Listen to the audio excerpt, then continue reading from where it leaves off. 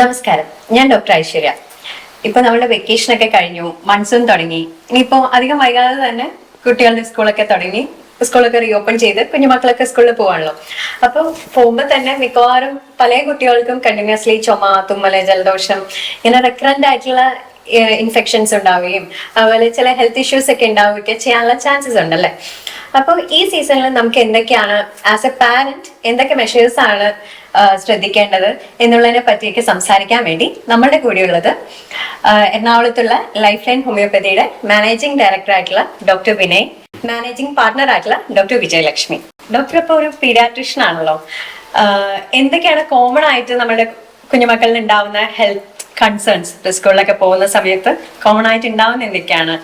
സാധാരണ മൺസൂൺ അസുഖങ്ങളായിട്ടുള്ള പനി, ജലദോഷം, ഫ്ലൂ, അതുപോലെ കാര്യങ്ങളാണ് മെയിനായിട്ട് നമ്മൾ ടാർഗറ്റ് ചെയ്യേണ്ടത്. പിന്നെ റെക്കറന്റ് ആയിട്ടുള്ള ഇൻഫെക്ഷൻസ് വരുന്ന കുട്ടികളെ സ്പെഷ്യൽ കേസായി പരിഗണിച്ച് അവർക്ക് തീർത്തും അസുഖങ്ങളിൽ വരാതെ രീതിയിൽ പ്രിവെന്റ് ചെയ്യുക എന്നുള്ളതാണ് കൂടുതൽ നമ്മൾ പ്രമോഡിലായിട്ട് നമ്മൾ കൺസിഡർ ചെയ്യേണ്ട വിഷയം. അതിൽ പല ഫാക്ടേഴ്സ് ഉണ്ട്. ലോ ബർത്ത് വെയിറ്റ് തൊട്ട് പല ബേബീസും പല കാറ്റഗറികളായിട്ട് നമ്മൾ അവരങ്ങനെയാണ് കൺസിഡർ ചെയ്തിട്ട് അതായത് അവർക്ക് വേണ്ട ഇമ്പോർട്ടൻസ് കൊടുത്ത് തന്നെയാണ് അസുഖങ്ങൾ കൈകാര്യം ചെയ്തത്. അസുഖങ്ങൾ ചികിത്സിക്കുന്നതിനൊപ്പം തന്നെ ഇത് വരാതെ കൂടെ നോക്കുക എന്നുള്ളതാണ് ഇവിടുത്തെ പ്രധാനമായും ശ്രദ്ധിക്കേണ്ടത്. അതിൽ പ്രിവെൻഷൻ ഉണ്ട്. അതായത് കുടിക്കുന്ന വെള്ളം, കഴിക്കുന്ന ഭക്ഷണം, അവരുടെ മറ്റു ജീവിത സാഹചര്യങ്ങൾ, ത്വക്ക് രോഗങ്ങൾ വരാനുള്ള സാധ്യത, അലർജിക്കാണോ അല്ലയോ, അങ്ങനെ ഒരുപാട് ഫാക്ടേഴ്സ് ഉണ്ട്. മെയിനായിട്ടും ഇത് രണ്ടുമാണ് നമ്മൾ കൺസിഡർ ചെയ്യുന്നത്, ചികിത്സയോടൊപ്പം പ്രിവെൻഷൻ.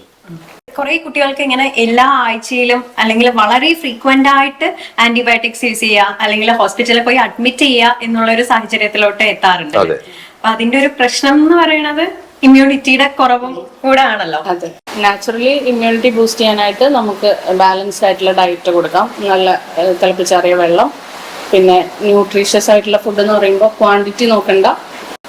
നോർമലി നമ്മളിപ്പോൾ ഫുഡ് കൊടുക്കുക എന്ന് പറഞ്ഞ ഒരു പ്ലേറ്റ് നിറയെ ഭക്ഷണം കൊടുക്കുക എന്നുള്ളതാണ് നോർമലി നാച്ചുറലി ഇപ്പോൾ ഇവിടെ സംഭവിച്ചുകൊണ്ടിരിക്കുകയാണ്. അങ്ങനെയല്ലാതെ എല്ലാ ന്യൂട്രിയൻസും ഉൾപ്പെട്ടിട്ടുള്ള ഒരു ഫുഡ് കൊടുക്കാനായിട്ട് ശ്രദ്ധിക്കുക. അതായത് കാർബോഹൈഡ്രേറ്റ്സ് മാത്രമല്ലാതെ വൈറ്റമിൻസും മിനറൽസും ഒക്കെ അടങ്ങിയ ഭക്ഷണങ്ങൾ ഉൾപ്പെടുത്താനായി ശ്രദ്ധിക്കുക. അതായത് മാക്സിമം ഭക്ഷണം നമ്മൾ ഉൾപ്പെടുത്തുമ്പോൾ മെയിൻ ഫാക്ടർ പണ്ടത്തെ പോലെ ഒരുപാട് ഉണ്ട് ചബ്ബിയായിട്ടുള്ള ബേബീസ്, അതാണ് അല്ലെ, തുടുത്ത, അതെ, നല്ല തുടുത്ത കുഞ്ഞുങ്ങൾ, വെളുത്ത കുഞ്ഞുങ്ങൾ, അല്ലെ, പല കൺസെപ്റ്റുകളും. ഇതൊക്കെ ഔട്ട്ഡേറ്റഡ് ആയിട്ട് ഒരുപാട് നാളായി. ഇതൊന്നുമല്ല. അതായത് സമീകൃത ആഹാരം എന്ന് പറയുമ്പോൾ കുഞ്ഞുങ്ങളുടെ വളർച്ചയ്ക്കും അതിൻ്റെ അവരുടെ ബുദ്ധി വികാസം, ബ്രെയിൻ ഡെവലപ്മെന്റ്, ഇതിനൊക്കെ ആവശ്യമായിട്ടുള്ള ഏറ്റവും നല്ല ഫ്യൂവല് നല്ല പ്രോട്ടീഷ്യസ് ആയ ഭക്ഷണങ്ങളാണ്. ഫാറ്റ്, എസെൻഷ്യൽ ആസിഡ്സ്, പ്രോട്ടീൻ, ഇതിന്റെ ഒരു അമാൽഗമേഷൻ ആയിരിക്കണം. ഇതിന്റെ വളരെ ബുദ്ധിപരമായിട്ടുള്ള ഒരു പാക്കേജ് പോലെ കുഞ്ഞുങ്ങൾക്ക്. അപ്പൊ നമ്മൾ കൊടുക്കുന്ന ഭക്ഷണം അത് എത്ര റിച്ച് ആണോ, എത്ര പൈസ കൊടുത്താണോ നമ്മൾ വാങ്ങിക്കുന്നത് കൺസേൺസ് മക്കൾക്കില്ല. അവർക്ക് അതിന്റെ ആവശ്യമില്ല, അല്ലെ.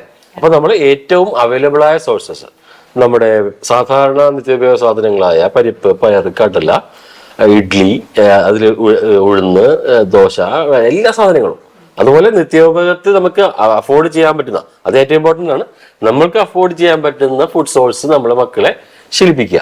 പിന്നെ സീസണലായിട്ട് വരുന്ന ഫ്രൂട്ട്സ്, അതത് തരത്തിൽ കിട്ടുന്ന നാടൻ ഫ്രൂട്ട്സുകൾ, ചക്കയോ മാങ്ങയോ പപ്പായയോ അതുപോലെ ഉള്ള ഫ്രൂട്ട്സ് ഒക്കെ നമ്മൾ മാക്സിമം അവരെ പ്രൊമോട്ട് ചെയ്യുക.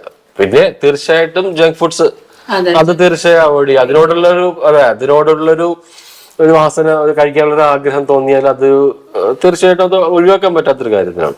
പ്രത്യേകിച്ച് ഇപ്പോഴത്തെ കുട്ടികൾക്ക് അതൊരു അവരുടെ സോഷ്യൽ സ്റ്റാറ്റസിന്റെയോ അല്ലെങ്കിൽ ഒരു ടു ബി കൂൾ എന്നുള്ളതിന്റെ ഒരു സിമ്പൽ പോലെയാണ്. ഞാൻ ഇത് ഉപയോഗിക്കുന്നുണ്ട്, ഞാൻ റാപ്പുകൾ ഉപയോഗിക്കുന്നു, ഞാൻ ബർഗർ കഴിക്കുന്നു എന്നുള്ളതെല്ലാം നോർമൽ.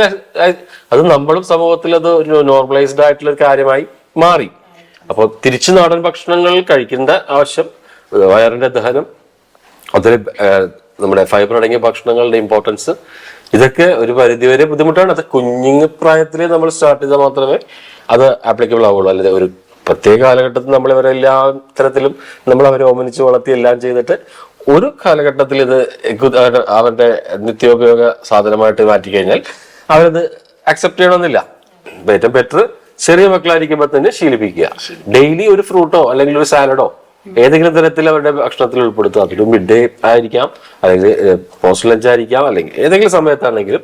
പിന്നെ സാധാരണയായിട്ടുള്ള ആവി പുഴുങ്ങിയ ഭക്ഷണങ്ങൾ, അല്ലെ നമ്മൾ നാടൻ ഭക്ഷണങ്ങളൊക്കെ തന്നെ ശർക്കരയോ അല്ലെങ്കിൽ തേങ്ങയോ ഒക്കെ ഉപയോഗിച്ചുള്ള സാധാരണ നാടൻ, അത് കുറച്ചുകൂടി അതെ മധുരം പഞ്ചസാര ഷുഗർ ഒഴിവാക്കിക്കൊണ്ട് തീർച്ചയായിട്ടും പിന്നെ ഈ നമ്മളുടെ ഹൈ ഫ്രക്ടോസ് കണ്ടന്റ് ഉള്ള ബേക്കറി പലഹാരങ്ങൾ, അതെ സ്വീറ്റ് ആൻഡ് ഡ്രിങ്ക്സ്, ഇതൊക്കെ ഒഴിവാക്കിയാൽ തന്നെ അത്യാവശ്യം നല്ല രീതിയിൽ ഹെൽത്തി ആയിട്ടുള്ള ഗട്ട് ഹെൽത്ത് അല്ലെ, ഗട്ട് ഹെൽത്ത് ഇമ്പോർട്ടന്റ് ആയിട്ട് ഈ പ്രൊബയോട്ടിക്സ് എന്നൊക്കെ പറഞ്ഞിട്ട് നമ്മൾ കുഞ്ഞുങ്ങളെ നമുക്ക് അതുകൊണ്ട് പ്രൊബയോട്ടിക് എന്താ പറയാ ക്വാളിറ്റി ഉള്ളൊരു ഭക്ഷണമാണെന്നൊക്കെ പറഞ്ഞിട്ട് നമുക്ക് കുഞ്ഞുങ്ങൾക്ക് അത് കൊടുക്കാൻ പറ്റില്ല അല്ലെ.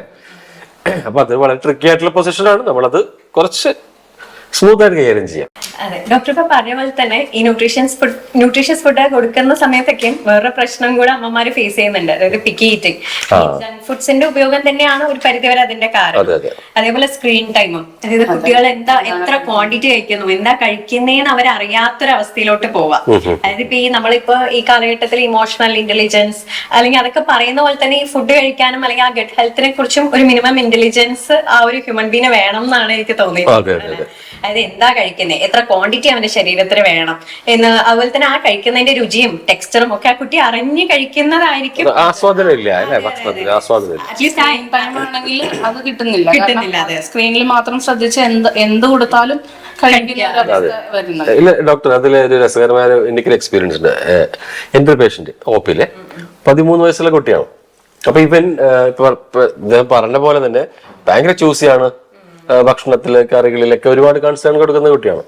അപ്പൊ ഒരു സോഷ്യോ എക്കണോമിക് സ്റ്റാറ്റസ് വൈസ് നമ്മൾ കൺസിഡർ ചെയ്യുമ്പോൾ പുള്ളി കുഴപ്പമില്ലാത്തൊരു മോഡറേറ്റ് ഫാമിലി, മിഡിൽ ക്ലാസ് ഫാമിലിയിലെ ഒരു കുട്ടിയാണ്. ഇവനെടുത്ത് പറഞ്ഞ രസകരമായ കാര്യമുണ്ട്. ഇവന് ഇപ്പൊ നമ്മൾ ഊണഴിക്കൂല്ലേ, ഉച്ചയ്ക്ക് ഊണൊക്കെ ചെയ്യുമ്പോൾ അവന് പറ്റിയ കറികളോ അവന് പറ്റിയ ഒന്നും ഇല്ലെങ്കിൽ ഇദ്ദേഹം ആശ്രയിക്കുന്നത് യൂട്യൂബിനെയാണ് അല്ലേ. യൂട്യൂബില് ഫുഡ് ബ്ലോഗ് എടുത്തിട്ട് രസകരമായ ഫുഡ് ബ്ലോഗ് എടുത്തിട്ട് അതില് പറയുമല്ലോ എക്സ്പ്ലനേഷൻസ് ഉണ്ടാവുന്ന കുറെ പുതിയ പുതിയ ഭക്ഷണങ്ങൾ പരിചയപ്പെടുത്തുന്നു. അത് പുള്ളിക്ക് അത് മതി. അത് വരുമ്പോൾ അപ്പൊ പൂർണ്ണമായിട്ടും ആ ഭക്ഷണം കഴിക്കുക എന്നുള്ള പ്രോസസ്സിൽ കുഞ്ഞ് ഇൻവോൾവ് അല്ല. അവരൊക്കെ കണ്ണിലൂടെ കിട്ടുന്ന ഒരു ആനന്ദം ഉണ്ടല്ലോ ഭക്ഷണം കാണുമ്പോ. അപ്പൊ പുള്ളിക്ക് അത് മതി. അൽഫാം, പുതിയ പുതിയ ഭക്ഷണങ്ങള് അത് കണ്ടിട്ടാണ് അത്ര കുട്ടി ഭക്ഷണം കഴിക്കുക. അത് മതി, അവൻ ഹാപ്പിയാണ് അത്ര. അങ്ങനെ കാണുന്നതിന്റെ ഒരു പ്രശ്നം എന്ന് വെച്ചാല് കുട്ടി വലുതാവുമ്പോഴും അവന്റെ ഇമോഷൻസിനെ അതിനൊന്നും അവന് കൺട്രോൾ ചെയ്യാൻ പറ്റാതെ വരിക. അന്നേരം ഈ ബിഞ്ച് വാച്ചിങ് പോലെ തന്നെ ബിഞ്ച് ഈറ്റിംഗ് അങ്ങനെ വരിക. ഇപ്പൊ എന്താണ് കഴിക്കുന്നതെന്ന് മനസ്സിലാവാതെ വയറ് ഫുള്ളായോന്ന് പോലും അറിയാതെ പിന്നെയും കഴിച്ചുകൊണ്ടിരിക്കാനുള്ള ചാൻസസ് ഉണ്ട്. അങ്ങനെ വരുമ്പോ കുട്ടിക്ക് ഒബേസിറ്റി പോലെയുള്ള അസുഖം കണ്ടീഷൻസ് വരാനുള്ള ചാൻസസ് ഉണ്ട്. അതെ, നമ്മളിപ്പോ പറഞ്ഞു വന്ന പോലെ ഇതേപോലെ ഫ്രീക്വന്റ് ആയിട്ട് മരുന്നെടുക്കുക, ആന്റിബയോട്ടിക്സ് എടുക്കുക, അങ്ങനത്തെ കുട്ടികളും അല്ലെങ്കിൽ ആ റെക്കറന്റ് ഇൻഫെക്ഷൻസ് ഉള്ള കേസിൽ നമുക്ക് ആന്റിബയോട്ടിക്സിന്റെ യൂസേജ് കുറയ്ക്കാനായിട്ട് ഉള്ളൊരു ശരിക്കും സസ്റ്റൈനബിളും അതേപോലെ ട്രസ്റ്റ്വർത്തി ആയിട്ടുള്ള ഒരു മാർഗം അല്ലെങ്കിൽ ഒരു സിസ്റ്റം തന്നെയാണല്ലോ നമ്മുടെ ഹോമിയോപ്പതി. അതായത് നമുക്ക് കൊടുക്കാൻ ഈസിയാണ് കുട്ടികൾക്ക്.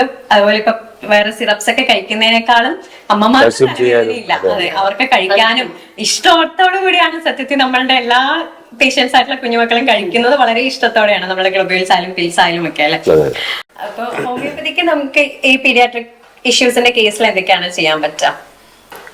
ന്യൂട്രീഷൻ നേരത്തെ സൂചിപ്പിച്ച പോലെ ന്യൂട്രീഷ്യസ് ആയിട്ടുള്ള ഭക്ഷണം, ഇത് ചെറുതിലെ നേരത്തെ സൂചിപ്പിച്ചിരുന്നു ആവർത്തന ആദ്യമേ തൊട്ടുള്ള ഒരു എങ്ങനെയാണോ കുട്ടീനെ പ്രോട്ടോപ്പാക്കുന്നത് അതുപോലെ ആയിരിക്കും അവന്റെ ഭാവിയിലെ ജീവിതം. ഇതില് എല്ലാ ഭക്ഷണങ്ങളും ഉൾപ്പെടുത്തുന്നതിനപ്പുറം എന്താ പറയാ കുറച്ച് ബ്രില്യൻ്റ് ആയിട്ടുള്ള ഒരു ഭക്ഷണ രീതി കുഞ്ഞിലേക്ക് എത്തിക്കുക.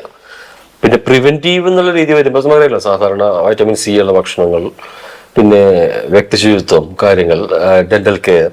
അപ്പോൾ അതുപോലെ കുറെ എസെൻഷ്യൽ ആയിട്ടുള്ള കാര്യങ്ങളെ പറ്റി കുട്ടി എനിക്കിതൊരു അസുഖമാണ് അത് അവന് അഡ്രസ് ചെയ്യാൻ അറിയാത്തൊരു പ്രായത്തിൽ എനിക്കിതൊരു ഇഷ്യൂ ആണോ, എനിക്കൊരു ഹെൽത്ത് പ്രോബ്ലം ആണെന്ന്, അതായത് ബേസിക്കലി മുതിർന്ന ആൾക്കാരെ ചികിത്സിക്കുന്ന അപേക്ഷിച്ച് കുഞ്ഞുങ്ങളെ ചികിത്സിക്കൽ കുറച്ച് ട്രിക്കിയും കുറച്ച് പ്രശ്നമുള്ള കാര്യമാണ്. എന്ന് വെച്ചാല് നമ്മളുടെ ഒബ്ജക്റ്റീവ് അല്ലെ, സിംറ്റംസ് അറിയല്ലോ, സബ്ജക്റ്റീവ് ഒബ്ജക്റ്റീവ്. കുട്ടികളുടെ സിംറ്റംസ് എപ്പോഴും ഒബ്ജക്റ്റീവ് ആയിരിക്കും. നമുക്ക് സബ്ജക്റ്റീവ് സിംറ്റം എനിക്കിത് എക്സ്പീരിയൻസ് ചെയ്യുന്നു, ഇതൊരു പ്രോബ്ലം ആണെന്ന് കുട്ടി മനസ്സിലാക്കാൻ കുട്ടിക്ക് അറിയില്ല അല്ലെ, കുഞ്ഞുങ്ങൾക്ക് അറിയില്ല. അപ്പൊ നമ്മൾ ചോദിക്കുന്ന ചോദ്യം മിസ്ലീഡ് ചെയ്യാനും പാടില്ല. ഇങ്ങനെ വേദനയുണ്ടോ എന്ന് ചോദിച്ചാൽ വേദന ഉണ്ടെന്ന് പറയും. മിക്ക കുട്ടികളും അതെ വേദന ഇല്ലല്ലോ, ഇവിടെ വേദന ഉണ്ടോ? അതെ കുഞ്ഞുമോന് വേദന ഇല്ലല്ലോ എന്ന് ചോദിച്ചാൽ ഇല്ല എന്ന് പറയും അല്ലെ. അപ്പൊ മാക്സിമം ഒബ്ജക്റ്റീവ് സിംറ്റംസിൽ വെച്ചിട്ട് നമ്മൾ ബാക്കിയുള്ള ക്ലിനിക്കൽ ബാക്കി സിംറ്റംസ് അറിയില്ല, ആ ഒരു വർക്കിലാണ് നമ്മൾക്കിത് മാക്സിമം ഡയഗ്നോസിസിലേക്ക് എത്തുന്നു. പിന്നെ സബ്സ്റ്റാൻഷ്യേറ്റീവ് ആയിട്ടുള്ള ലാബ് എവിഡൻസും കാര്യങ്ങളും വെച്ചിട്ടാണ് പീഡിയാട്രിക് കേസിനെ നമ്മൾ അപ്രോച്ച് ചെയ്യുന്നത്. അപ്പോ ആ ഒരു വിഷയത്തിൽ കുഞ്ഞിനൊരു അവബോധം കൊടുക്കുക അല്ലെ. ഇപ്പൊ മിക്കവാറും കുട്ടികൾക്കും മുതിർന്നവർക്കൊക്കെ അറിയാം, ഒരു അപ്പൻഡിസൈറ്റിസ്, അക്യൂട്ട് അപ്പൻഡിസൈറ്റിസ് ആണെങ്കിൽ അതിന് ഏത് അബ്ഡോമിനലിൽ എവിടെയാണ് പെയിൻ, അതിന് എന്താണ് റേഡിയേഷൻ പെയിൻ ഉണ്ടോ, ഇതുപോലത്തെ ജനറൽ അവയർനെസ് ഒക്കെ എല്ലാവർക്കും അറിയാം അല്ലെ. ഒരു ബിലിയറി സ്റ്റോൺ വന്നു അല്ലെ, അതിൽ എന്താണ് അതിന്റെ പെയിൻ, എങ്ങനെയാണ് റെഫേർഡ് പെയിൻ ആണോ, മൂത്രത്തി പഴുപ്പിന് എങ്ങനെയാണ് പനി, ഇതൊക്കെ ഒരു ബന്ധപ്പെട്ട കുട്ടികൾക്ക് മീൻസ് മുതിർന്നവർക്ക് അറിയാം അല്ലെ. അപ്പൊ കുഞ്ഞുങ്ങളിലേക്ക് നമ്മൾ ഈ ചെറിയ ചെറിയ ബോധങ്ങൾ, ചെറിയ ചെറിയ ടിപ്സ് കൊടുക്കുക. അപ്പൊ അവരും ചെറുതിലേ തൊട്ട് അറിയാൻ തുടങ്ങും. അതിൽ ഏറ്റവും ഇമ്പോർട്ടന്റ് ആണ് നമ്മൾ തീരെ ശ്രദ്ധിക്കാതെ പോകുന്ന പോലെ തന്നെ കുഞ്ഞുങ്ങളുടെ ഡെന്റൽ ഹെൽത്ത് അല്ലെ. ഒരു സോഴ്സ് ഓഫ് ഇൻഫെക്ഷൻ കൊണ്ടു നടക്കുന്നതിന് തുല്യമാണ് ആക്റ്റീവ് ആയിട്ടുള്ള ഒരു കാരീസ് കുഞ്ഞിനെ എടുക്കുക. അപ്പൊ റെഗുലർ ആയിട്ടുള്ള അങ്ങനത്തെ എന്തെങ്കിലും ഇഷ്യൂസ് ഉണ്ടെങ്കിൽ, അതായത് അറിയാലോ നമുക്ക് 8 തൊട്ട് 12 മാസത്തിനുള്ളിൽ ഡെന്റൽ ഇറപ്ഷൻ തുടങ്ങുക. അപ്പൊ ഇതിന് ഡെന്റീഷനിൽ തന്നെ ആദ്യമേ തന്നെ ഈ ന്യൂട്രീഷൻ ലാഗ് അല്ല, അതായത് നേരത്തെ നമ്മൾ പറഞ്ഞ ലോ ബർത്ത് വെയിറ്റ് തുടങ്ങി, ലോ ബർത്ത് വെയിറ്റും ജെനറ്റിക്സും കുറെ ഹോർമോണൽ ഇംബാലൻസ് കുറെ ഫാക്ടേഴ്സ് ഉണ്ട് ഈ ഡെന്റൽ ഹെൽത്തിന്റെ കാര്യത്തിൽ. അപ്പോൾ ആ സമയത്ത് തൊട്ടേ കൃത്യമായിട്ടുള്ള പരിപാലനം കിട്ടിയില്ല, ബൈ മിസ്റ്റേക്ക് എന്നല്ല, അത് സ്വാഭാവികമായിട്ടുള്ള കുഞ്ഞുങ്ങളുടെ പല്ലുകൾക്ക് വരുന്ന ഈ പറഞ്ഞ പോലെ ക്യാരീസോ അല്ലെങ്കിൽ സാധാരണ നഴ്സിംഗ് ക്യാരീസ് ഒക്കെ വരും. അപ്പൊ ഇതില് പ്രത്യേകിച്ച് നമുക്ക് അറിയാനുള്ള കാര്യം, നോർമലി കുഞ്ഞിന്റെ പല്ല് കൊഴിഞ്ഞു പോകുന്നതിന് മുൻപ് ഇൻഫെക്ഷൻ മീൻസ് അത് അല്ലെ ഈ പോകുന്ന അവസ്ഥ ഉണ്ടാവും. അപ്പൊ ഇത് കൃത്യമായി ഡെന്റിസ്റ്റിന്റെ സഹായത്തോടു കൂടി അദ്ദേഹത്തിന് എന്താണോ അതിൽ ചെയ്യാനുള്ളത്, സ്വാഭാവികമായി നേരത്തെ കൊഴിഞ്ഞു പോകുന്ന പല്ലുകൾ അത് കുറച്ച് കോംപ്ലിക്കേറ്റഡ് ആയിരിക്കും. സ്വാഭാവികമായിട്ടുള്ള സമയത്തിന് മുന്നേ പോകുന്ന പല്ലുകൾ ഈ പറഞ്ഞ പോലെ നമുക്ക് കറക്റ്റ് ചെയ്യാൻ ബുദ്ധിമുട്ട് വരും. അതിന്റെ അടുത്ത റെപ്ഷൻസിന് മുന്നേ കുറച്ച് പ്രശ്നങ്ങളും ബുദ്ധിമുട്ടുകളും ഉണ്ടാവും. അതെപ്പോഴും നമ്മൾ ഒരു ഡെന്റിഷൻ ഒരു സ്റ്റാൻഡ് ബൈയിൽ നമുക്ക് അദ്ദേഹത്തിന്റെ ഒപ്പീനിയോട് കൂടി തന്നെ ഇതെന്ത് ചെയ്യാം, ഇതിന് എന്താ ചെയ്യേണ്ടത്, ഇതിനിപ്പോ ആ സ്റ്റാമ്പ് നിർത്തുന്നോ, അത് ടെക്നിക്കലി അത് നമ്മുടെ മേഖലയല്ല, എന്നാലും കൃത്യമായിട്ടുള്ള അവബോധം കുട്ടിക്ക് കൊടുക്കുക. അതിനൊപ്പം പാരന്റ്സ് അറിഞ്ഞിരിക്കുക കാരീസ് കൊണ്ടു നടക്കുന്നത് ഹെൽത്തി അല്ല. ഡോക്ടർ ഡെന്റിഷന്റെ കാര്യം പറഞ്ഞപ്പം ഈ ഡെന്റിഷന്റെ സമയത്ത് ആക്ച്വലി കുട്ടികൾക്ക് കുറെ പ്രശ്നങ്ങളുണ്ടല്ലോ. അതായത് ഇപ്പൊ അവിടുത്തെ ഈ ഇറിറ്റേഷൻ, അവിടുത്തെ ഇറിറ്റേഷൻ തൊട്ട് കുട്ടിക്കൊരു വാശിയും ബുദ്ധിമുട്ടുകളും, ഉറക്കത്തിന്റെ പ്രശ്നം, അല്ലെങ്കിൽ ചിലപ്പോൾ ഗ്യാസ്ട്രിക് സംബന്ധമായിട്ടുള്ള പ്രശ്നങ്ങൾ, അങ്ങനെ എന്തുണ്ടെങ്കിലും ശരിക്കും നമുക്ക് ഹോമിയോപ്പതിയിലൂടെ അത് വളരെ മൈൽഡായിട്ട് കൈകാര്യം ചെയ്യാവുന്ന ഒരു കാര്യമാണ്. വളരെ ബെറ്റർ ആയിട്ട് തന്നെ ആ കുട്ടിക്ക് ഒരു ഹാപ്പി ഡെന്റിഷൻ പ്രൊവൈഡ്. അതെ തീർച്ചയായും ഡോക്ടർ പറഞ്ഞ പോലെ നമുക്കിപ്പോ ഡിലേഡ് ആയിട്ട് വരുന്ന ഡെന്റിഷൻ, ഇപ്പൊ നേരത്തെ പറഞ്ഞ എല്ലാ കാറ്റഗറിയും അല്ലെ, നമ്മൾ നേരത്തെ പറഞ്ഞ എല്ലാ കാറ്റഗറി വരുന്ന കുഞ്ഞുങ്ങൾക്കും മാക്സിമം കണ്ടുവരാറുള്ളതാണ് അല്ലെ ഡെന്റിഷൻ ഡിലേ വരാറുണ്ട്. അപ്പൊ അതിലൊക്കെ നമുക്ക് നല്ല രീതിയിൽ നമ്മുടെ മരുന്ന് കൊടുത്തിട്ട് നമുക്കത് നല്ല രീതിയിൽ കൈകാര്യം ചെയ്യാൻ പറ്റും. ഡെന്റിഷന്റെ സമയത്ത് ഉണ്ടാകുന്ന പ്രശ്നങ്ങൾ എന്ന് പറയുമ്പോൾ അതിൽ മെയിൻ ആയിട്ട് കണ്ടുവരുന്ന ലക്ഷണങ്ങൾ, കുട്ടി വാശിയായിരിക്കും മെയിനായിട്ട് ഉണ്ടാവുക. പിന്നെ ഭക്ഷണം കഴിക്കാൻ ചിലപ്പോൾ ബുദ്ധിമുട്ടുണ്ടാകും, വയറിൽ ട്രബിൾ എന്തെങ്കിലും ഉണ്ടാവും, വയറിളക്കം, പച്ച കളറിലുള്ള മോഷൻ പോവുക, പിന്നെ അത് കാരണം കുട്ടിക്ക് ഉറക്കമില്ലായ്മ വരും, പനി മുതലായ ലക്ഷണങ്ങൾ നമുക്ക് ഫലപ്രദമായി മാനേജ് ചെയ്യാൻ പറ്റുന്ന ഹോമിയോപ്പതിയിലൂടെ. ഡെന്റിഷൻ കുറച്ചുകൂടി സ്മൂത്ത് ആക്കാനായിട്ട് തീർച്ചയായിട്ടും ഹോമിയോപ്പതി ഹെൽപ്പ് ചെയ്യാൻ പറ്റും. ഇപ്പൊ ഈ ഡോക്ടർ പറഞ്ഞ കാര്യത്തിൽ ഞാൻ ഒരു കാര്യം ആഡ് ചെയ്യാണ്. നമ്മൾ നേരത്തെ ഇപ്പൊ പ്രിവെൻഷൻ പറഞ്ഞ കൂട്ടത്തിൽ നല്ല ഭക്ഷണം പറഞ്ഞു അല്ലെ, ഭക്ഷണം, വെള്ളം, ശുചിത്വം, വ്യക്തി ശുചിത്വം, ഇതിനേക്കാളൊക്കെ ഏറ്റവും ഇമ്പോർട്ടന്റ് ആയിട്ട് നമ്മൾ ശ്രദ്ധിക്കേണ്ട വേറൊരു കാര്യമുണ്ട്. കുഞ്ഞിന്റെ നറിഷ്മെന്റ് കൂടുന്നില്ലയോ എന്നുള്ള കൺസേൺസ് അല്ലെ എല്ലാ പാരന്റ്സിനും ഉണ്ടാവും. എന്റെ കുട്ടി വണ്ണം വെക്കുന്നില്ല, എന്റെ കുട്ടി കഴിക്കുന്നുണ്ട് വണ്ണം വെക്കുന്നില്ല, നന്നാവുന്നില്ല അല്ലെ. ഇതില് ആദ്യം ചെയ്യേണ്ടത് കൺസേൺ ആയിരിക്കേണ്ട ഒരു പ്രധാന കാര്യം കുഞ്ഞുങ്ങളെ കൃത്യമായ സമയങ്ങളിൽ ഇന്റർവെല്ലുകളിൽ ഡിവോം ചെയ്യുക എന്നുള്ള കാര്യമാണ്. ഡിവോം ഇപ്പോൾ നമ്മളിപ്പോൾ നോർമലി എല്ലാ സ്റ്റാൻഡേർഡ് IAP സ്റ്റാൻഡേർഡ്സ് ഫോളോ ചെയ്യുന്ന സ്വാഭാവികമായിട്ട് നമ്മൾ ശ്രദ്ധിക്കുന്നത് വെച്ചാൽ 6 മാസത്തിലൊരിക്കലെങ്കിലും ഡിവോം ചെയ്യുക എന്നുള്ളത്. പക്ഷെ അധികമായിട്ട് അറിയാലോ, 6 മാസത്തിലൊരിക്കലെങ്കിലും എന്നേ പ്രോട്ടോകോൾ ഉദ്ദേശിക്കുന്നുള്ളൂ. ഇതിനു മുന്നേ ഇപ്പോ അതിന്റെ പ്രാരംഭ ലക്ഷണങ്ങളായിട്ടുള്ള കുഞ്ഞുങ്ങൾക്ക് മലദ്വാരത്തിലെ ചൊറിച്ചിൽ, പല്ല് കടിക്കല്, ടീത്ത് ഗ്രൈൻഡിങ് ഒക്കെ രാത്രി കാലങ്ങളിൽ ഉള്ള ഈ പ്രയാസങ്ങൾ, അബ്ഡോമിനൽ കോളിക്ക്, രാവിലെ ചില സമയങ്ങളിലുള്ള വോമിറ്റിംഗ്, ത്രോയിങ് ഒക്കെ ഇതിന് ലക്ഷണങ്ങളാണ്. അപ്പൊ പ്രാരംഭഘട്ടത്തിൽ തന്നെ കുറച്ചുകൂടി രാത്രികാലങ്ങളിൽ മലദ്വാരത്തിൽ പുറത്തേക്ക് വരെ വരുന്ന ഒരു അവസ്ഥ വരെ എത്തുന്നതിന് മുന്നേ നമ്മൾ തക്കതായ ഇന്റർവെല്ലുകളിൽ ശ്രദ്ധിക്കുക, അവരുടെ നഖങ്ങൾ ക്ലീൻ ചെയ്യുക, കാര്യങ്ങളുണ്ട്. പിന്നെ വ്യക്തിശുചിത്വം അതിലൊരു ഭാഗമാണ്. അതിൽ കൂടെ തന്നെ നമ്മൾ ബാത്റൂമിൽ പോയി വന്നാൽ നല്ല രീതിയിൽ കൈ കഴുകുക, ഭക്ഷണം കഴിക്കുന്നതിനും പിന്നെയും ഒക്കെ ആയിട്ടുള്ള വ്യക്തിശുചിത്വം കൂടെ ഇതിൽ ഉൾപ്പെടുത്തി കഴിഞ്ഞാൽ അതനുസരിച്ച് മാത്രമേ നറിഷ്മെന്റ് കൂടുള്ളൂ അല്ലേ. അല്ലെങ്കിൽ ഡെവലപ്മെന്റ് കംപ്ലൈന്റ് ഉണ്ടെങ്കിൽ നമുക്ക് ഒരിക്കലും കുഞ്ഞുങ്ങൾക്ക് ഉദ്ദേശിക്കുന്ന നറിഷ്മെന്റ് ആ ഒരു മീറ്റിംഗ് ഇല്ല ഉറപ്പായിട്ടും. അതെ അതെ അതെ അതെ അതെ ഫുഡ് കഴിച്ചു, പക്ഷെ എന്നാലും കറക്റ്റ് ആയിട്ട് അബ്സോർബ് ചെയ്യാനും പറ്റാത്തൊരവസ്ഥ ഉണ്ടാവും. നമ്മുടെ അമ്മമാർക്കും അതുപോലെ പ്രത്യേകിച്ച് ഗ്രാൻഡ് പാരന്റ്സിനും ഒക്കെ ഉള്ള ഒരു മേജർ കൺസേൺസ് ആണ് കുട്ടിയുടെ വെയിറ്റ്. പലപ്പോഴും ഇപ്പൊ കുറച്ചുകൂടി എഡ്യൂക്കേറ്റഡ് ആയ പാരന്റ്സിന്റെ കേസ് നോക്കുകയാണെങ്കിൽ അവർ കറക്റ്റ് ബുക്ക് അല്ലെങ്കിൽ നമ്മുടെ ഗൂഗിളിൽ വെച്ച ചാർട്ട് വെച്ചാണ് ഈ വയസ്സിന് ഇത്ര തന്നെ താഴെയാകുമ്പോഴത്തേക്കും അൺഹെൽത്തി ആണ് അല്ലെങ്കിൽ ഭയങ്കര ആൻസൈറ്റി ആയി പോകുന്ന ഒരു അവസ്ഥയുണ്ട്. പക്ഷെ ശരിക്കും ആ ഒരു വെയിറ്റ് എന്ന് പറയുന്നത് കുറെ ഫാക്ടേഴ്സിനെ ഡിപ്പെൻഡ് ചെയ്തിട്ടല്ലേ ഉള്ളത്. അതുപോലെ ആ അച്ഛനമ്മയുടെ ഭാരം അല്ലെങ്കിൽ അവരുടെ ഒരു ജെനറ്റിക്സ്, അവരുടെ ആ ഒരു ഹെറിറ്ററി ഒക്കെ അതിനെ ബാധിക്കും. അതുപോലെ ശരിക്കും നമ്മളുടെ കുട്ടികൾക്ക് എത്ര കഴിക്കാൻ പറ്റുന്ന എല്ലാം ഉണ്ടല്ലോ. പക്ഷെ ബർത്തിലുണ്ടാവുന്ന വെയിറ്റ് അതെ അത് വളരെ റിലവന്റ് ആയ ഒരു ചോദ്യമാണ്. ഇതില് നമ്മളുടെ മനസ്സിലുള്ള ഒരു കുഞ്ഞ് എന്ന് പറയുമ്പോ ഓമനത്തുള്ള കുഞ്ഞ് അല്ലെ, സെർലാക് ബേബി, അതുപോലെ ചബ്ബിയായി വെളുത്തു തുടുത്തൊരു ബേബി എന്നുള്ളൊരു കൺസെപ്റ്റ് പണ്ട് തൊട്ടേ നമുക്കുണ്ട് അല്ലെ. അതിന്റെ കാലം കഴിഞ്ഞു. അതല്ല, ഹെൽത്തി ആയിട്ടുള്ള ബേബി, അതാണ് നമ്മളുടെ മോട്ടോ. അതിനുവേണ്ടിയാണ് നമ്മൾ പരിശ്രമിക്കേണ്ടത്. അതായത് ഇപ്പോ കുഞ്ഞ് വണ്ണം ഉണ്ടോ വണ്ണമില്ലയോ, ഭാരം കൂടുതലുള്ള കുഞ്ഞായിരുന്നോ, ജനിക്കുമ്പോ ലോ ബർത്ത് വെയിറ്റ് ആയിരുന്നോ, പ്രീമച്യൂർ ആയിരുന്നോ, ഇതില് അതിന്റെ ഒരു പെർസെന്റേജ് ആയിട്ട് അതിന് ആനുപാതികമായി മാത്രമേ കുഞ്ഞ് വെയിറ്റ് ഗെയിൻ ചെയ്യുള്ളൂ അല്ലെ. ഇതിൽ ശ്രദ്ധിക്കേണ്ട ഒരു കാര്യം എന്ന് വെച്ച് കഴിഞ്ഞാൽ നേരത്തെ പറഞ്ഞ പോലെ അതിൽ ജെനറ്റിക്സ് ഉണ്ട്, പല പല ഫാക്ടേഴ്സ് ഉണ്ട്. ഇത് എന്ന് വെച്ച് കഴിഞ്ഞാല് നമ്മൾ ഉദ്ദേശിക്കുന്ന ഒരു വെയിറ്റിലേക്ക് കുഞ്ഞ് എത്തിക്കഴിഞ്ഞാൽ പിന്നെ നമ്മൾ ശ്രദ്ധിക്കേണ്ടത് കുഞ്ഞിന് റെക്കറന്റ് ആയിട്ടുള്ള അസുഖങ്ങൾ വരുന്നുണ്ടോ, ഓരോ സിമ്പിൾ ആയിട്ടുള്ള ഇൻഫെക്ഷനും അവനെ ബാധിക്കുന്നുണ്ടോ, ഇല്ല എങ്കിൽ അവൻ ഹെൽത്തിയാണ്. അവന്റെ ബാക്കി വരുന്ന എല്ലാ മൈൽസ്റ്റോൺസും, ഇപ്പൊ കുഞ്ഞ് പ്രിമച്വർ ആണോ അല്ലെങ്കിൽ ഓവർ വെയിറ്റ് കാറ്റഗറിയിൽപ്പെട്ട കുഞ്ഞാണെങ്കിലും നമ്മൾ കുഞ്ഞിന്റെ ഗ്രാജുവലിയുള്ള വളർച്ചയിൽ അവർ ചിലപ്പോൾ മൈൽസ്റ്റോൺസ്, കാര്യമാണ് മൈൽസ്റ്റോൺസ്. ചില സമയത്ത് ചില ഡിലേസോ കാര്യങ്ങളോ ഒക്കെ വരുമ്പോൾ പാരന്റ്സ് ഭയങ്കരമായിട്ട് കൺസേൺ ആവും അല്ലെ. നമുക്ക് അവരെ തെറ്റ് പറയാൻ പറ്റില്ല. അത് വെച്ചാല് അതിന് എത്രത്തോളം ഇമ്പോർട്ടൻസ് ഉണ്ടെന്ന് നമുക്കറിയാം അല്ലെ. അപ്പൊ വളരെ വൈറ്റൽസ് ആയിട്ടുള്ള മൈൽ സ്റ്റോൺസ് പോകുമ്പോൾ ചില സമയത്ത് ചിലപ്പോ മൈൽ സ്റ്റോൺസ് മിസ്സായെന്ന് വരാം, ചിലപ്പോൾ 1-2 മാസത്തെ ഡിലേ വന്നെന്ന് വരാം. അപ്പൊ അതിനു മുന്നേ തന്നെ നമ്മളിപ്പോ വൈദ്യസഹായം നോക്കുമോ, കാര്യമായിട്ടുള്ള മൈൽ സ്റ്റോൺസ് മിസ്സിംഗ് ഉണ്ടെങ്കിൽ മാത്രമേ നമ്മളതിന് കൺസേൺ എടുത്താൽ മതി. അല്ലെങ്കിൽ ചിലപ്പോൾ അതിനടുത്തത് ഇപ്പൊ ക്രോളിംഗ് തുടങ്ങി ചിലപ്പോൾ അടുത്ത കുഞ്ഞ് പിടിച്ച് നിൽക്കലായിരിക്കും, നിൽക്കലില്ലാത്ത കുഞ്ഞ് അടുത്ത് പിടിച്ച് നടക്കലായിരിക്കും അല്ലെ.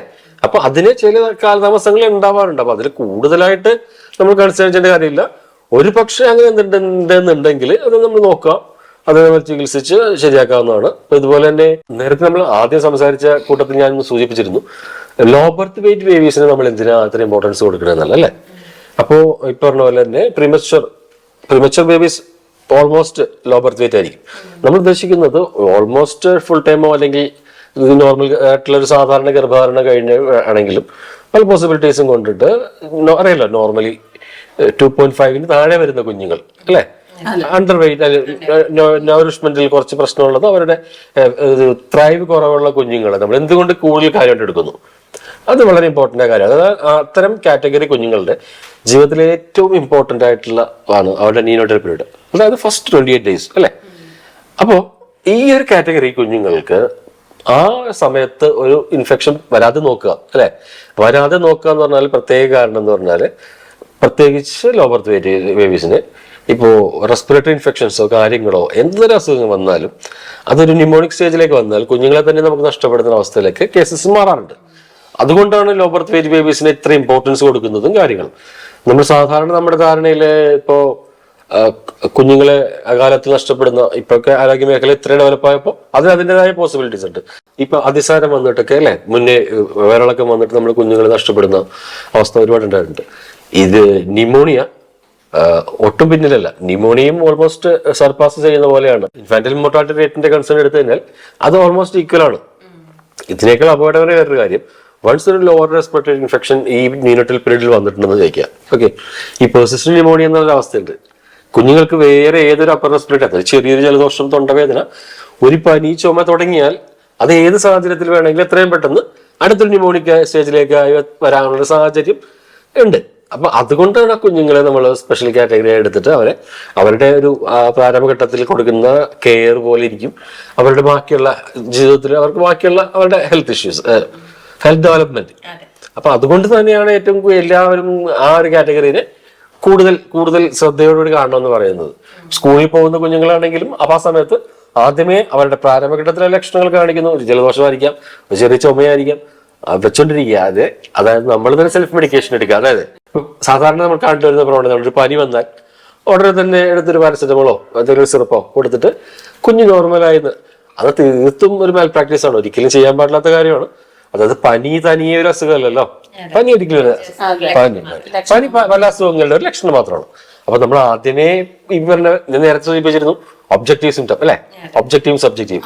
അത് കുട്ടികൾക്ക് അറിയാൻ പറ്റില്ല, അത് ഏതൊരു അവസ്ഥയിലാണ് വഷളാവുന്നതെന്ന് അറിയാൻ പറ്റില്ല.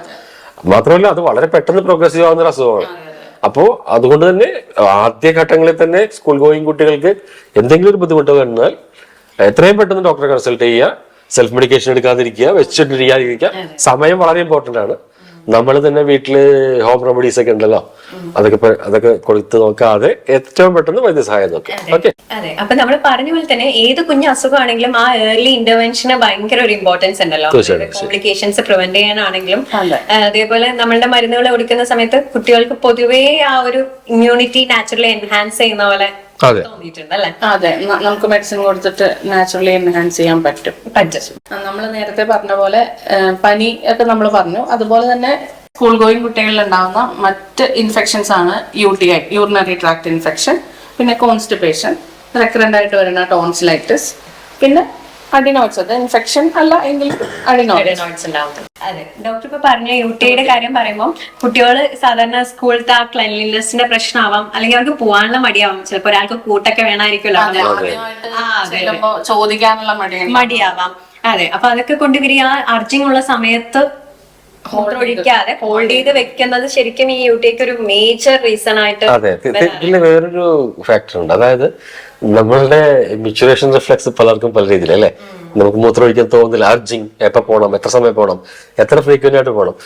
ഇനി നോട്ടീസ് ചെയ്തിട്ടുള്ള പല കാര്യം, പല പാരന്റ്സും കംപ്ലൈന്റ് ചെയ്തിട്ടുള്ളത് ടീച്ചേഴ്സിന് അറിയാലോ അവരുടെ ക്ലാസിന്റെ ഒരു ഡെക്കോറം മിസ്സാവുക, ടീച്ചർ അല്ലെ, അതൊരു പ്രശ്നമാണ്.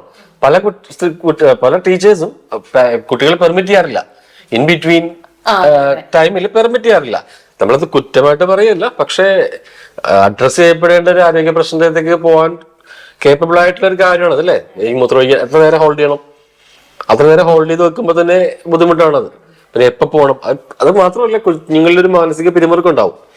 നമ്മൾ ഒരു കാര്യം, ഒരു ഇൻഹിബിഷൻ, എനിക്ക് എങ്ങനെ പറയാം, എനിക്ക് പോകാൻ പറ്റില്ല, ടീച്ചർ വിടില്ല. ഈക്വലി തന്നെയാണ് നമ്മള് ഇപ്പൊ ഒരു വയറ്റിൽ പോകണം, ടോയ്ലറ്റിൽ പോകണം അല്ലെ, ലാട്രിൻ യൂസ് ചെയ്യണം. ഇത് കുഞ്ഞുങ്ങളെ, ചെറിയ മക്കളെ സംബന്ധിച്ചിടത്തോളം വലിയൊരു ഡീലാണ്, സ്ട്രെസ് ആണ്. അതെ, ഈസിലി അപ്രോച്ചബിൾ ആയിരിക്കണമെന്നില്ല അല്ലെ. ഒരു പുതിയ ടീച്ചർ നമ്മളിപ്പോ നോർമലി നമ്മുടെ പഴയ ടീച്ചർ ആയിരിക്കില്ല. പല ഫാക്ടർ കൊണ്ടും കുട്ടി അത് അനുഭവിക്കുന്ന ഒരു മാനസിക പിരിമുറുക്കം ഉണ്ട്, അതൊരു ഫാക്ടറാണ്.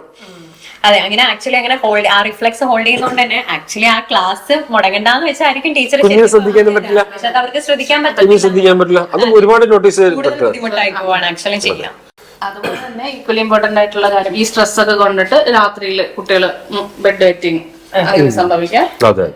അല്ല, അത് അവരെ അത്രയും ഹോൾഡ് ചെയ്ത് പിടിക്കുന്നത് കൊണ്ട് പിന്നെ അവർക്ക് ചിലപ്പോ രാത്രി അത് ഇതേ ഈ റിക്കറന്റ് UTI ആവാം, അല്ലെങ്കിൽ ഇപ്പൊ ഈ പകൽ സമയത്തൊക്കെ ഉണ്ടാവുന്ന സ്ട്രെസ് ആവാം, അല്ലെങ്കിൽ ഇപ്പൊ നമ്മുടെ പാരന്റ്സ് തന്നെ ചിലപ്പം പൊട്ടി ട്രെയിനിങ്ങിനാണെങ്കിലും അല്ലെങ്കിൽ ആ ഒരു ഡയപ്പറിന് മാറാനുള്ള സമയത്തൊക്കെ കുറച്ചുകൂടി സ്ട്രെസ്ഫുൾ ആക്കുന്ന സമയത്ത് അവർക്ക് ആ ഒരു ബ്ലാഡർ കൺട്രോൾ കിട്ടാത്തൊരവസ്ഥ, അല്ലെങ്കിൽ ചിലപ്പോ സിബ്ലിങ്സിന്റെ വകയുള്ള കളിയാക്കലാവാം. ആക്ച്വലി പലപ്പോഴും നോർമൽ ആണല്ലോ, അറിയാതെ ഇപ്പൊ ഒരു പ്രാവശ്യമൊക്കെ കുഞ്ഞുങ്ങളെ മൂത്രം ഒഴിക്കുന്നത്, അതായത് ബിലോ 7 years നോർമൽ ആണെന്ന് പറയുന്നത്. വേറൊരു കാര്യം എന്ന് വെച്ചാൽ ഒരു പാറ്റേൺ കുട്ടികൾ കണ്ടുവരാറുണ്ട്. അതായത് ബെഡ് വെറ്റിംഗ് എന്നുള്ള അല്ലേ, സ്വാഭാവികമായിട്ടും കുഞ്ഞുങ്ങൾ 6-7 വയസ്സിലെ കുഞ്ഞുങ്ങളൊക്കെ മെച്ചുറേഷൻ കൺട്രോൾ മൂത്രമൊഴിക്കും അല്ലെ, ബെഡ് വെറ്റിംഗ് സ്വാഭാവികമാണ്. അപ്പോൾ പിന്നെ ഇത് പ്രോപ്പർ ആയിട്ടുള്ള ഒരു ടോയ്ലറ്റ് ട്രെയിനിങ്ങിന്റെ ഭാഗമായിട്ട് കുഞ്ഞുങ്ങൾ കൺട്രോളിലൊക്കെ വന്നിട്ട് പിന്നീട് ഇവര് സ്കൂളിൽ പോകാൻ തുടങ്ങുന്ന സമയത്ത് ഈ ബെഡ് വെറ്റിംഗ് തിരിച്ചു വരാറുണ്ട്. തിരിച്ച് ഇതേ പാറ്റേണിൽ അത് തീർച്ചയായിട്ടും ഒരു ഇൻഡിക്കേറ്റർ ആണ്. അത് അവർക്ക് മാനസിക സമ്മർദ്ദം അനുഭവിക്കുന്നു എന്നുള്ളത് തന്നെയാണ്. അതിന് ഫലപ്രദമായ രീതിയിൽ നമ്മൾ കുഞ്ഞുങ്ങളെ നമ്മൾ ഹെൽപ്പ് ചെയ്യാറുണ്ട്. അതുപോലെ തന്നെ ഇപ്പൊ നമ്മൾ സംസാരിച്ച വിഷയം റെക്കറന്റ് ആയിട്ടുള്ള ടോൺസിലൈറ്റിസ് അല്ലെ, സ്കൂൾ ഗോയിങ് കുട്ടികൾക്ക് അനുബന്ധമായിട്ട് വരുന്ന ടോൺസിൽസ് ഇൻഫെക്ഷനായി, പനിയായി, പ്രശ്നങ്ങളായി, അറ്റൻഡൻസ് പോകുന്ന വിഷയത്തിലൊക്കെ പാരന്റ്സ് എപ്പോഴും പറയാറുണ്ട്. ഇതിലെപ്പോഴും അവർ ലാസ്റ്റ് വന്നു നിൽക്കുന്ന ഒറ്റ സൊല്യൂഷൻ എന്നുള്ള രീതിയിൽ പറയുന്നത് ടോൺസിലെക്ടമിയാണ്. സർജിക്കൽ ടോൺസിൽസ് സർജിക്കൽ റിമൂവ് ചെയ്യുക അല്ലെ. ടോൺസിൽസ് നമ്മുടെ ഇമ്മ്യൂണിറ്റിയെ ബന്ധപ്പെട്ട എന്ത് ഇമ്പോർട്ടൻസ് ഉള്ള ഒരു ഓർഗൻ ആണെന്നുള്ളതൊക്കെ നമുക്ക് എല്ലാവർക്കും അറിയാവുന്ന പല കാര്യങ്ങളാണ്. അപ്പോൾ മാക്സിമം നമ്മൾക്ക് അതിനെ സേവ് ചെയ്യണമല്ലോ. റെക്കറന്റ് ആയിട്ടുള്ള ടൈപ്പ് ഓഫ് ടോൺസിലൈറ്റിസ് പല ടൈപ്പ് ഉണ്ട്. റെക്കറന്റ് പാറ്റേണിൽ വരുന്ന ടോൺസിലൈറ്റിസ് നമുക്ക് ഫലപ്രദമായ രീതിയിൽ തന്നെ ഒരു സർജറിയും കൂടാതെ ഫലപ്രദമായ രീതിയിൽ തന്നെ നിലനിർത്തി കൊണ്ടുപോകാൻ പറ്റും. അതും ഈക്വലി പോസിബിൾ ആയിട്ടുള്ള ഒരു കാര്യം തന്നെയാണ്. അതെ, ഡോക്ടർ പറഞ്ഞിരുന്നത് നമുക്കിങ്ങനെ ടോൺസിൽസിനെ നമ്മൾ മൊത്തത്തിൽ റിമൂവ് ചെയ്യാതെ നമ്മുടെ ഹോമിയോ മെഡിസിനിലൂടെ കംപ്ലീറ്റ്ലി എഫക്റ്റീവായി തന്നെ മാനേജ് ചെയ്ത്, പ്രത്യേകിച്ച് റെക്കറന്റ് ടൈപ്പ് ഓഫ് ടോൺസിലൈറ്റിസ് അതെ മാനേജ് ചെയ്ത് പറ്റും. തീർച്ചയായിട്ടും. ഓക്കെ, അപ്പൊ നമ്മളിപ്പോ മേജർ ആയിട്ടുള്ള ഒരു ഹെൽത്ത് ഇഷ്യൂസ് ഒക്കെ ഡിസ്കസ് ചെയ്തല്ലോ. അപ്പൊ നമ്മുടെ ഹോമിയോപ്പതിക്ക് തീർച്ചയായിട്ടും അവരെ വളരെയധികം ജെന്റിലായിട്ടും അതേപോലെ ഫാസ്റ്റർ ആയിട്ടും ഇമ്മ്യൂണിറ്റി എൻഹാൻസ് ചെയ്തിട്ടാണെങ്കിലും ഒക്കെ ഹെൽപ്പ് ചെയ്യാൻ പറ്റും. അപ്പൊ ഒരു ഹാപ്പി സ്കൂളിംഗ് തന്നെ ആവട്ടെ homeopathy. Thank you so much. അടുത്ത ടോപ്പിക്കുമായിട്ട് വേറൊരു വീഡിയോയിൽ വീണ്ടും കാണാം.